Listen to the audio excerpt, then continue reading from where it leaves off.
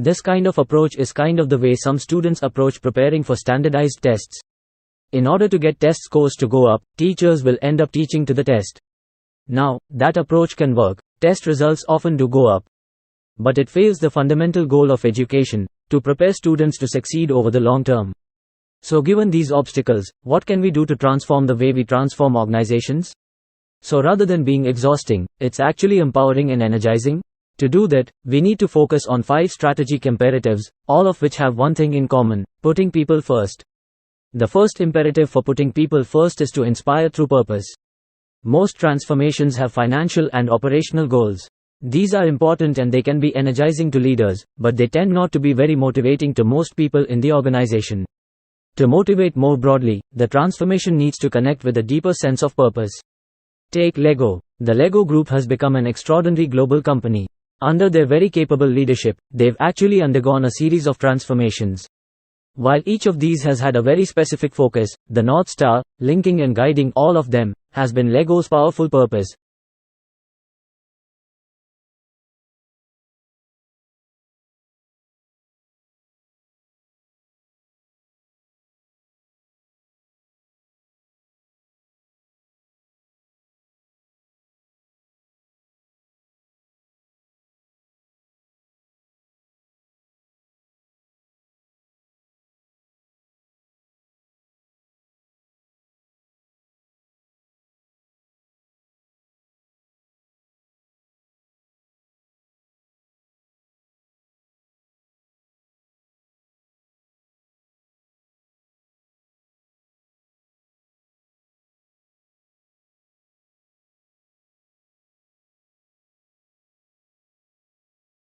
Now, why are companies embracing the re-entry internship?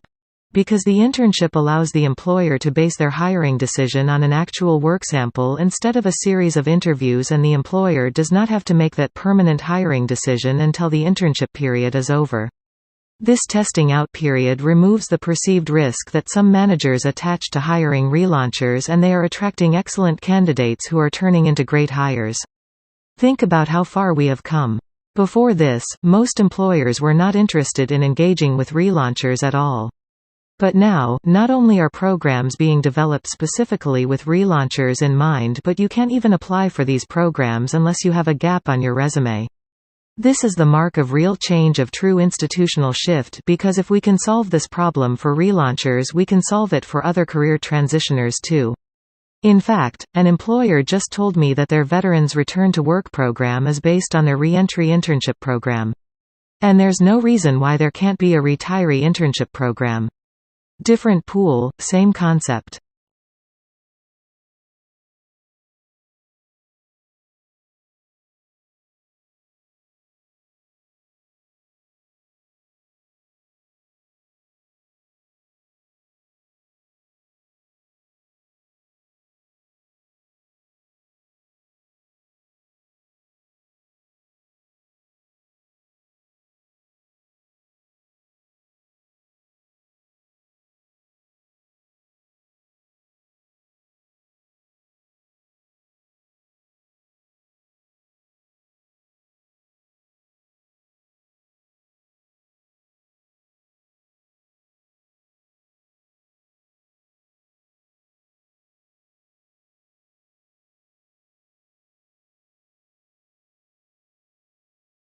But if I were to ask you a similar question, what percentage of the population do you think is capable of truly mastering calculus, or understanding organic chemistry, or being able to contribute to cancer research? A lot of you might say, well, with a great education system, maybe 20–30%.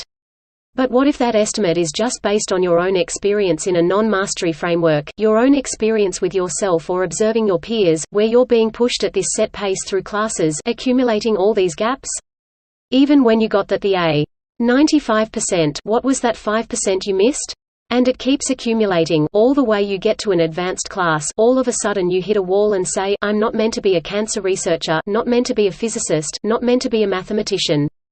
I suspect that actually is the case, but if you were allowed to be operating in a mastery framework, if you were allowed to really take agency over your learning, and when you get something wrong, embrace it, view that failure as a moment of learning, that number of the percent that could really master calculus or understand organic chemistry, is actually a lot closer to 100%.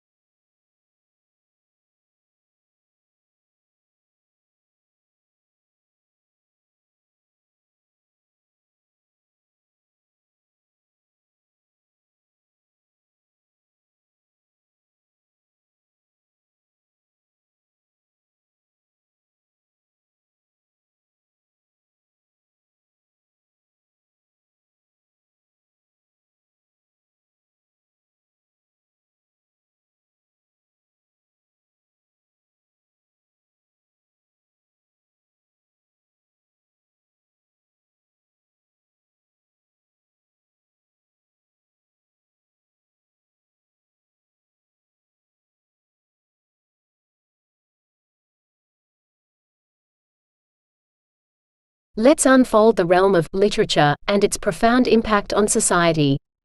Literature is not just an escape, it's a mirror that reflects our realities, a lens that sharpens our worldview. Literature fosters empathy. When we dive into the narratives of characters from diverse backgrounds, we live a multitude of lives. This vicarious experience enriches our understanding of others, bridging gaps across cultures and experiences. Furthermore, literature is a catalyst for social change. It has the power to challenge norms, to question policies, and to push boundaries. The works of authors like Harriet Beecher Stowe and George Orwell have spurred movements and reformed societies. As we engage with literature, let us recognize its role in shaping the contours of society. In the pages of books, we find the seeds of the future, sown with words that can move nations.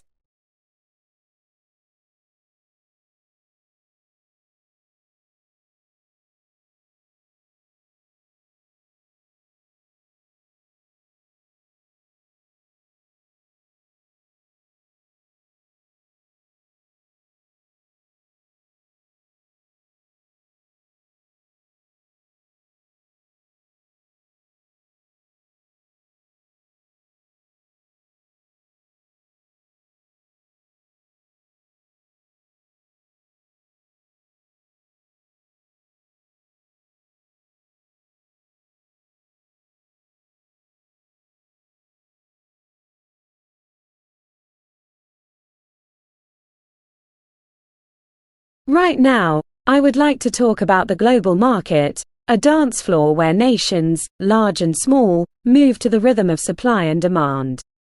In this dance, the markets are not just a place of transaction but a stage where the economic health of a country is displayed. Healthy markets signify a thriving economy, where goods, services, and currencies flow seamlessly across borders. Moreover, the concept of market equilibrium is key. It's the sweet spot where the quantity of goods supplied meets the quantity demanded, leading to stable prices and satisfied consumers and producers. As we delve into the complex world of economics, let's remember that it's not just about numbers and charts. It's about the human stories behind them, the jobs created, the families supported, and the communities built.